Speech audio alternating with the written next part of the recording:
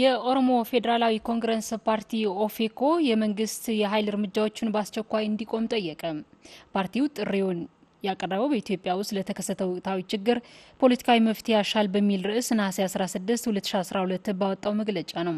በሺዎች የሚቆጠሩ የቄሮዎች ህይወት ተገብሮበት የመጣውና ተስፋ ሰጪ የተባለው ለውጥ አጣብቂኝ ውስጥ ከገባ ውሎ አድሯል የሚለው ኦፌኮ ሞት፣ እስርና ድብደባ ተመልሶ መጥቶብናል ሲል በመግለጫው አስፍሯል። ኢትዮጵያ የተጀመረው ለውጥ አደገኛ መስቀለኛ መንገድ ላይ ይገኛል የሚለው ተቃዋሚ ፓርቲው ከቅርብ ጊዜ በኋላ ሁኔታዎች የበለጠ እየተወሳሰቡ መጥተዋል ብሏል። በኢትዮጵያ የፖለቲካ ታሪክ ውስጥ ታይቶ በማይታወቅ ሁኔታ መደበኛ የእስር ቤት ማቆያዎች በሙላታቸው ምክንያት የትምህርት ቤት መማሪያ ክፍሎች ለኮሮና ቫይረስ በሽታ በሚያጋልጥ ሁኔታ እስር ቤቶች ሆነዋል ሲል ኦፌኮ በመግለጫው አትቷል።